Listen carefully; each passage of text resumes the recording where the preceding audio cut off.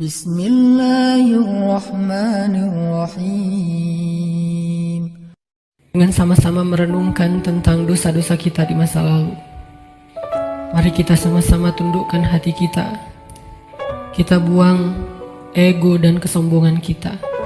Coba kita sama-sama ingat-ingat kembali hari-hari yang pernah kita lalui dalam hidup, hari-hari yang pernah kita isi dengan perbuatan dosa-dosa besar dalam hidup kita. Karena sungguh tak ada satupun manusia yang tidak pernah berbuat dosa. Semua kita adalah para pendosa. Semua kita adalah kotor. Semua kita adalah hina di hadapan Allah. Semua kita penuh dengan aib. Bahkan aib kita ada di sekujur tubuh kita. Sesungguhnya aib kita ada dari ujung rambut sampai ke ujung kaki kita. Semuanya ada bekas-bekas dosa di masa lalu yang kita kerjakan.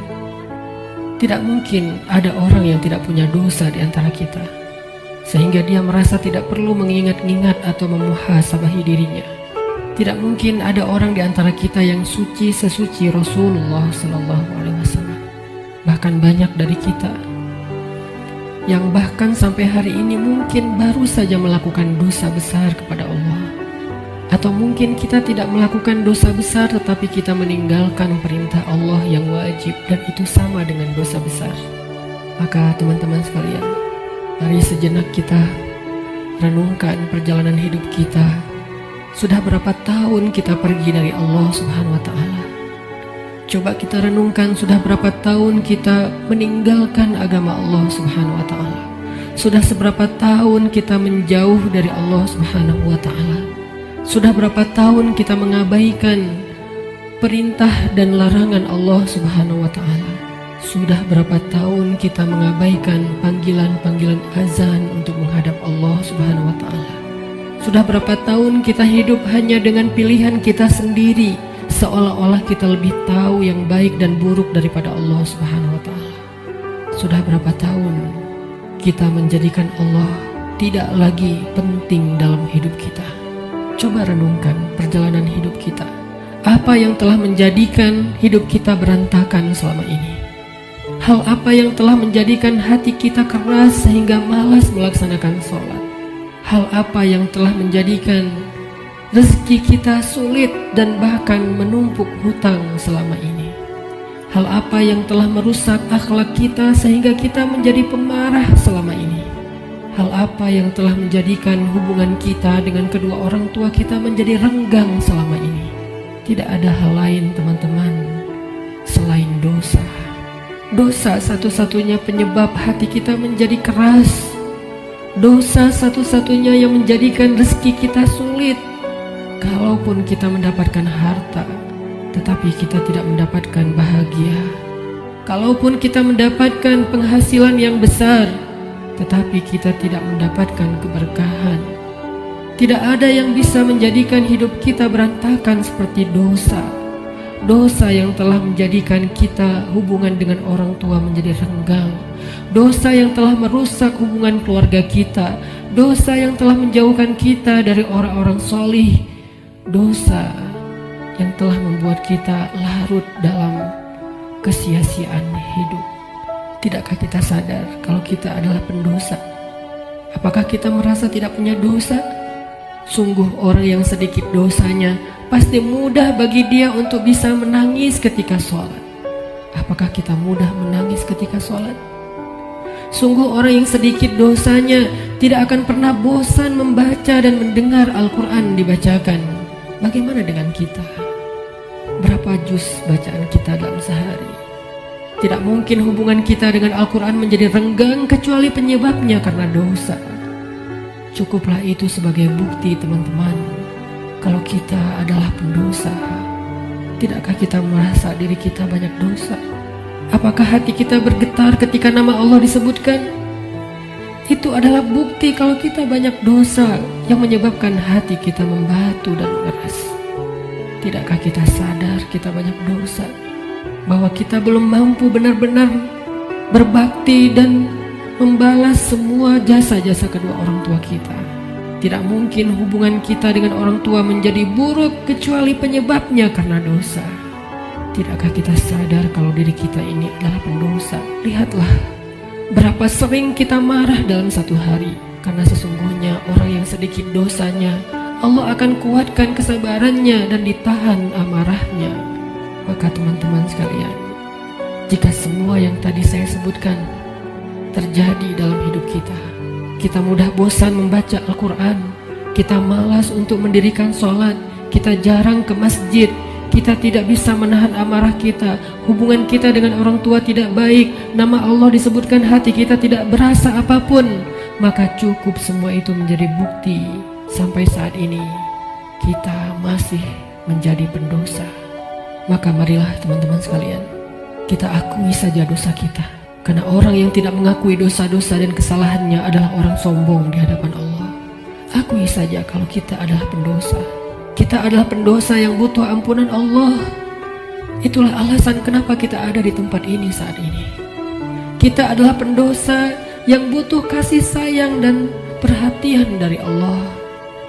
Kita adalah pendosa yang mencoba untuk pulang kembali kepada Allah setelah sekian lama pergi dari Allah. Kita adalah pendosa yang takut jika suatu saat harus kembali kepada Allah, dan kita masih memikul dosa-dosa kita di punggung kita, sehingga kita mengetuk pintu rahmat Allah. Ya Rahim, bukakanlah pintu rahmat dan kasih sayangmu untuk kami.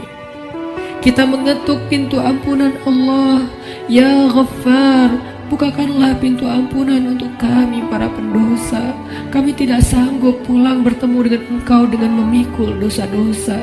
Jangan biarkan lidah kami menjadi keluh di akhir hayat kami, sehingga kami tidak mampu mengatakan La ilaha illallah, tertahan oleh dosa-dosa.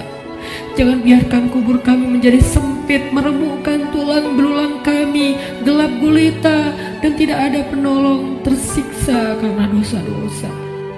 Jangan biarkan kami berjalan tanpa alas kaki di padang mahsyar yang panas, seorang diri tertatih beribu-ribu tahun lamanya dan tidak tahu arah kemana, karena kami harus memikul dosa-dosa.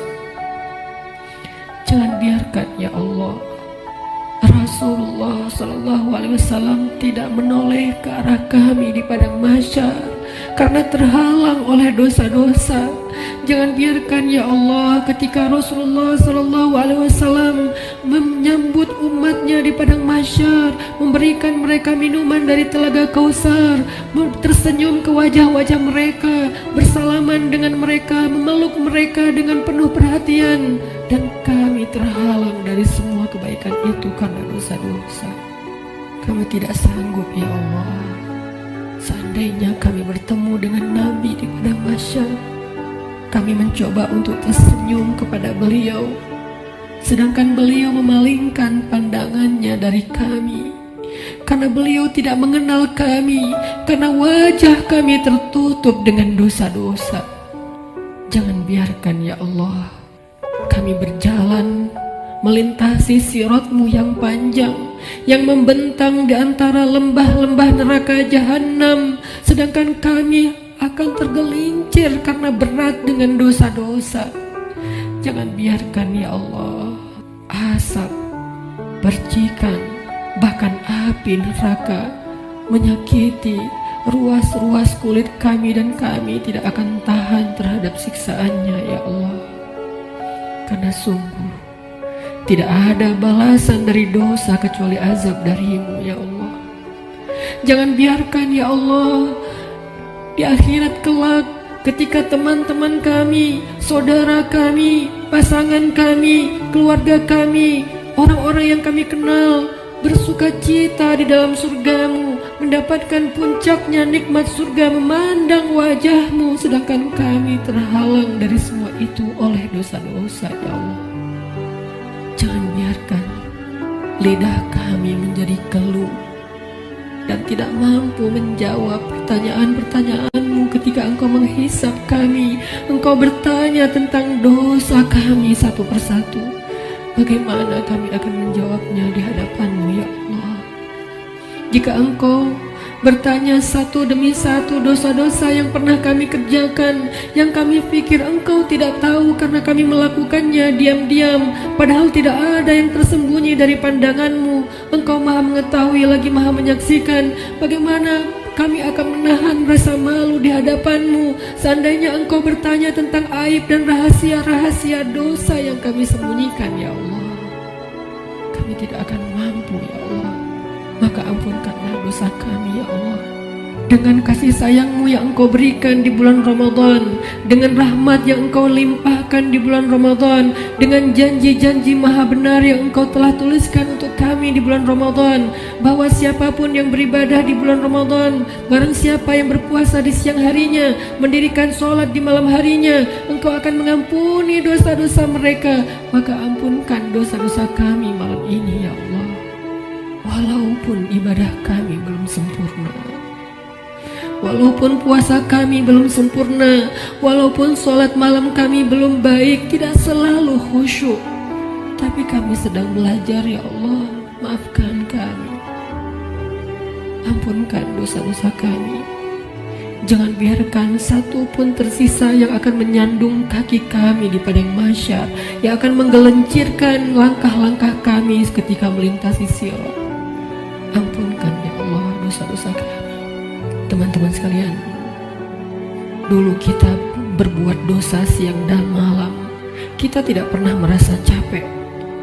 Kita berbuat dosa-dosa besar, kita tidak pernah kehilangan akal. Kita berbuat dosa-dosa besar, kita tidak pernah mengeluh, penuh semangat melakukan dosa.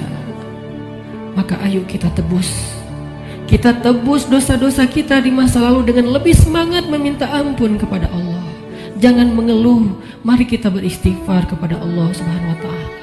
Sebagaimana dulu tidak pernah mengeluh berbuat dosa, maka sekarang jangan mengeluh untuk meminta ampun kepada Allah.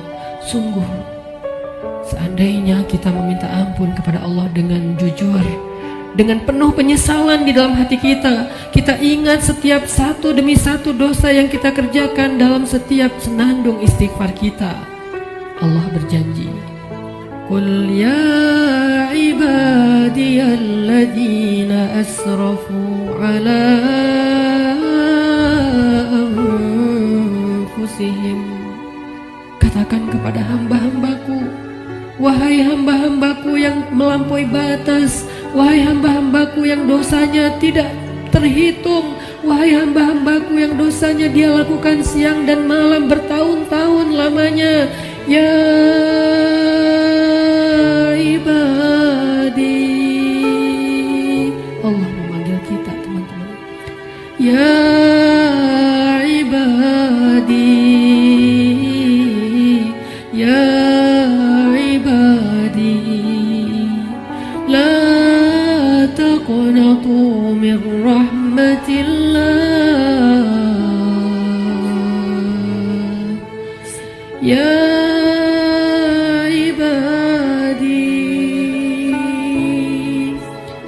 hamba-hambaku yang banyak dosa, jawablah panggilan Allah. Labbaika ya Rabbi, aku penuhi panggilanmu ya Allah. Labbaika ya Rabbi, labbaika ya Rabbi. Allah memanggil kita, teman-teman. Allah memanggil kita di dalam Al-Quran. Allah memanggil kita sebagai hamba-hambanya yang banyak dosa. Allah tidak memanggil kita ya muznib, wahai para pendosa, ya asi, wahai yang ahli maksiat, ya fajir, wahai orang yang durhaka. Allah tidak memanggil kita dengan titel-titel dosa kita. Allah tidak memanggil kita dengan gelar-gelar maksiat kita. Walaupun dosa kita banyak, Allah masih memanggil kita dengan panggilan lembut. Ya ibadi, ya ibadi, ya ibadi. أسرفوا على أنفسهم لا تقنطوا من رحمة الله.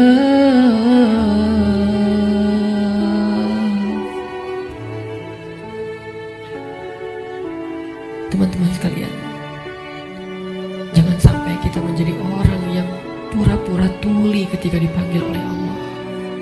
Allah yang kasih sayangnya melampaui segala sesuatu memanggil kita. Kita yang butuh Allah dan Allah tidak butuh kepada kita. Allah datang ke langit dunia di malam-malam Ramadan. Allah turun memanggil kita. Hal min taib, adakah di antara hamba-hambaku yang punya banyak dosa dan ingin bertaubat? Hal min dihajah, adakah di antara hamba-hambaku yang butuh pertolongan? Allah yang memanggil kita. Jangan sampai kita menjadi orang yang tuli. Allah memanggil kita, ya ibadi. Maka marilah kita sama-sama menjawab. Sama-sama kita menjawab panggilan Allah dengan kalimat Labbaik Rabbi, Labbaik Rabbi, Labbaik Rabbi, Labbaik, Labbaik, Labbaik. Aku penuhi panggilanmu ya Allah, aku penuhi panggilanmu ya Ghaffar, aku penuhi panggilanmu ya Tawwab. Labbaika ya Allah. Mari sama-sama teman-teman kita penuhi panggilan Allah dengan labbaika ya Rabbi. Ya ibadi, ya ibadi, ya ibadi, kullukum takhta'un wa ana aghfiru dzunuba jami'a. Wahai hamba-hambaku, wahai hamba-hambaku, wahai hamba-hambaku yang banyak dosa, sesungguhnya aku maha mengampuni dosa-dosa semuanya.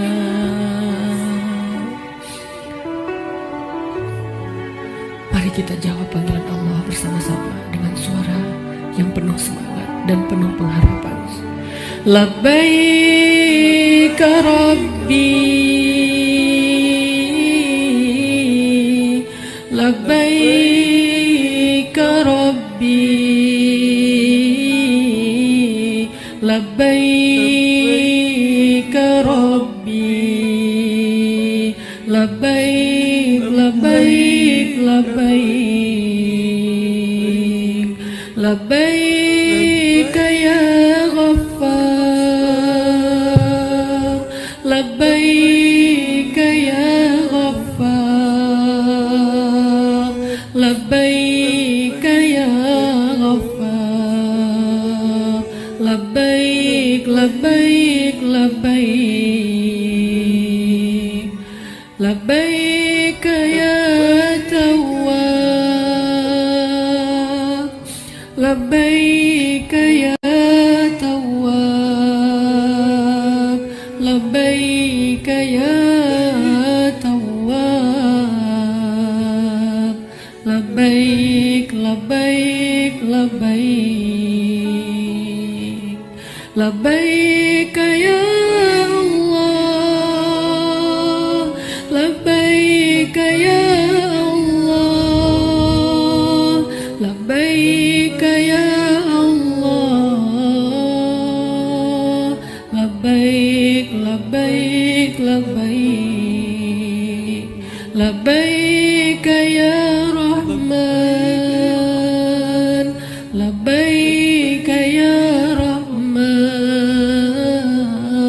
labbaik ya Rahman,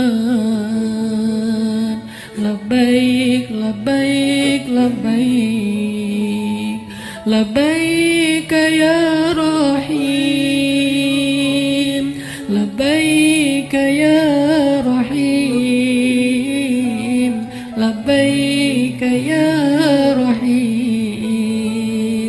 labbaik labbaik labbaik, labbaik ya Ghafur,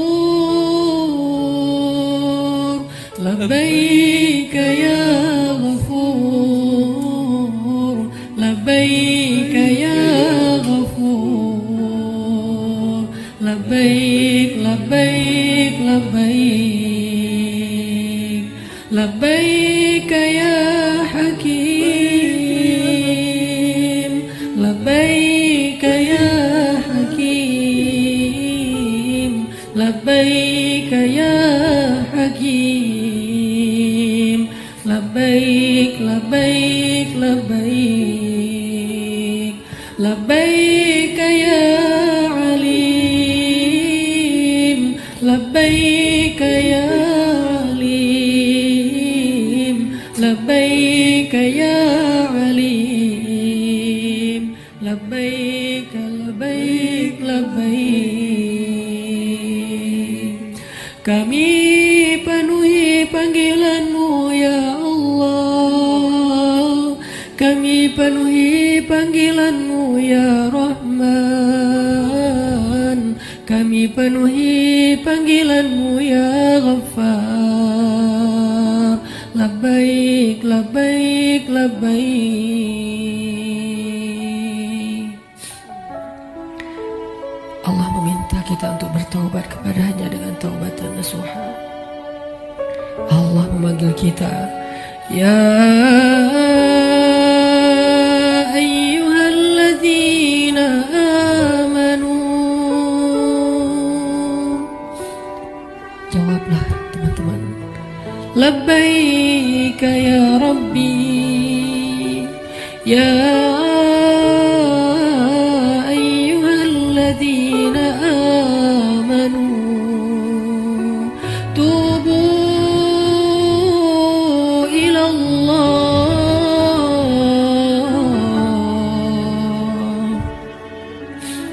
Allah memanggil kita karena Allah tahu kita banyak dosa dan Allah tidak tega untuk menyakiti kita. Allah tidak ingin menzolimi kita. Allah tidak ingin menyiksa kita. Allah tidak ingin kita masuk ke dalam nerakanya. Ketika kita banyak dosa, Allah kasihan kepada kita sehingga Allah memanggil kita, ya ibadi. Ketika kita banyak dosa, Allah memanggil kita, ya ayyuhalladzina amanu. Allah menawarkan kepada kita ampunan dosa. Allah menawarkan kepada kita agar terbebas dari api neraka. Allah berfirman, tubu ilallah, tubu ilallah, tubu ilallah, tubu ilallahi taubatan nasuha. Wahai hamba-hambaku yang beriman, wahai hamba-hambaku yang banyak dosa, wahai hamba-hambaku yang ingin kembali, wahai hamba-hambaku yang sedang susah, wahai hamba-hambaku yang merasa menyesal, wahai hamba-hambaku yang ingin berhijrah, wahai hamba-hambaku yang ingin memperbaiki diri, wahai hamba-hambaku yang ingin aku sayangi, bertaubatlah kepada Allah dengan taubat sebenar-benarnya. Labbaik ya Tawwab, labbaik ya Tawwab,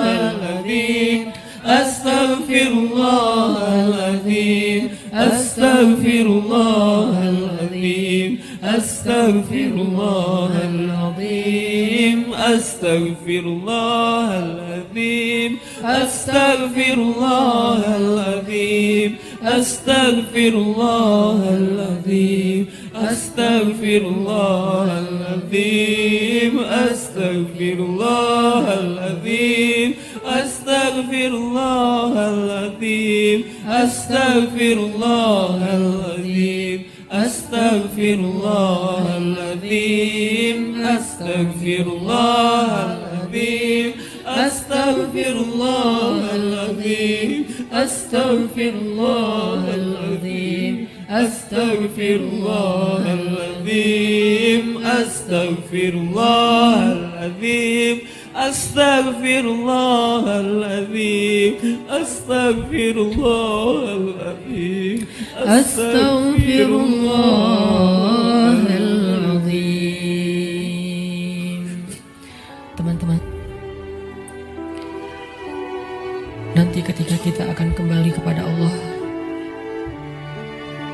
saat malaikat maut datang menjemput kita, dan sesungguhnya itu pasti terjadi, karena kullu nafsin za'iqatul maut, semua yang hidup di muka bumi pasti akan merasakan kematian.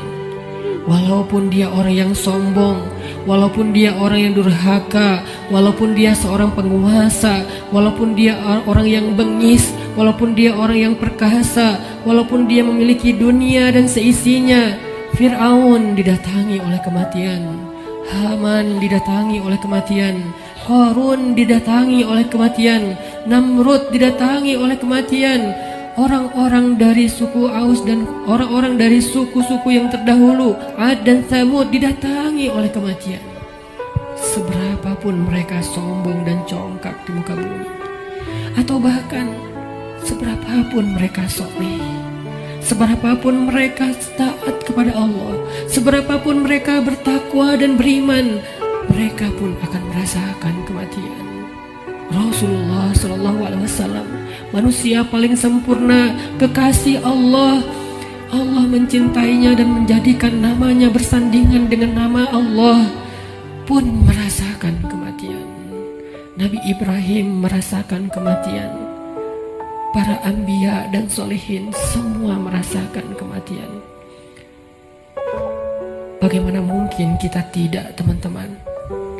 Orang-orang sebelum kita yang soleh, yang durhaka, semuanya merasakan kematian. Bagaimana mungkin kita tidak? Semua kita pasti akan mendapatkan giliran. Hari ini, tahun ini, atau beberapa tahun lagi, tapi yang pasti hari itu akan tiba. Ketika malaikat maut datang menjemput kita, kita tidak akan punya waktu satu detik pun untuk menundanya. Yang belum sempat bertemu dengan keluarganya tidak akan bertemu lagi. Yang belum sempat meminta maaf kepada kedua orang tuanya tidak akan sempat lagi meminta maaf. Yang belum sempat untuk datang bersimpuh di depan kaki ibundanya tidak akan bisa melakukannya lagi. Yang ingin mengecup kening anak-anaknya yang dia cintai sudah tidak akan mampu melakukannya lagi. Yang ingin meminta maaf kepada istri yang pernah dia zolimi, suami yang pernah dia durhakai, tidak akan punya lagi kesempatan. Ketika malaikat mau datang, dia hanya bisa terdiam. Hatinya penuh dengan rasa gelisah, khawatir, bingung, takut, dan menyesal terhadap kehidupannya yang sia-sia. Malaikat akan berkata kepadanya, "Wahai hamba Allah, telah datang kepadamu kebenaran yang dijanjikan Allah. Inilah hari kamu akan kembali kepada Allah. Inilah hari kamu akan kembali ke hadirat Allah. Kamu siap ataupun tidak. Aku telah diperintahkan dan aku tidak suka untuk mengingkari perintah Allah." kita tidak akan bisa meminta kepada malaikat maut, wahai malaikat, berikan saya kesempatan 1 hari lagi untuk bertaubat, berikan kesempatan saya untuk sholat, berikan kesempatan saya untuk sholawat, berikan kesempatan saya untuk memperbaiki diri, meninggalkan maksiat, berikan saya 1 hari saja, wahai malaikat. Malaikat tidak diciptakan untuk mengingkari perintah Allah. Bagaimanapun kita memelas di depan malaikat, malaikat tidak akan kasihan kepada kita. Bagaimanapun kita menawarkan apa saja kepada malaikat, wahai malaikat, ambillah dunia dan seisinya asal engkau berikan kepada saya nyawa sehari saja. Dunia dan seisinya tidak berharga di depan malaikat. Wahai malaikat, saya belum sempat bertemu dengan anak saya yang masih kecil. Saya belum sempat mendidik mereka menjadi anak yang solih. Wahai malaikat, saya menyesal pernah durhaka kepada suami saya. Wahai malaikat, saya pernah memukul istri saya dan belum sempat meminta maaf. Beri saya kesempatan untuk bertemu keluarga saya. Jangan cabut nyawa saya di perjalanan. Izinkan saya sampai ke rumah walaupun sesaat saja. Malaikat tidak akan mendengar permintaan kita. Karena ketika datang waktunya, la yastaqdimuna sa'atan wala yastakhirun, tidak akan didahulukan walaupun sejenak dan tidak akan ditunda. Saat itu teman-teman sekalian, kita hanya bisa diam, kita hanya bisa pasrah. Seandainya keluarga kita ada di sekeliling kita, mereka pun hanya bisa menatap kita dengan kasihan, melihat betapa nafas kita terengah-engah, merasakan sakitnya sakaratul maut. Tidak ada yang bisa mereka lakukan untuk menolong kita. Ibu, ayah, saudara, pasangan, anak, tak seorang pun bisa menolong kita pada hari itu, teman-teman. Semuanya hanya menatap kita dengan kasihan, dan kita pun menatap mereka untuk terakhir kalinya. Dicabutlah nyawa dari ujung kaki kita.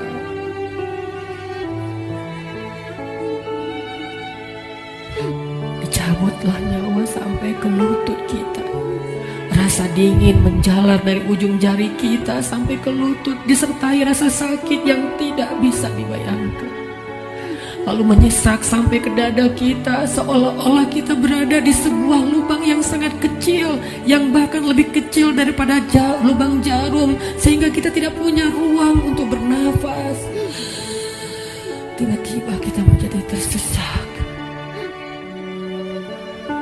Semua mata memandang kita hanya dengan kasih sayang, tapi tidak mampu menolong kita.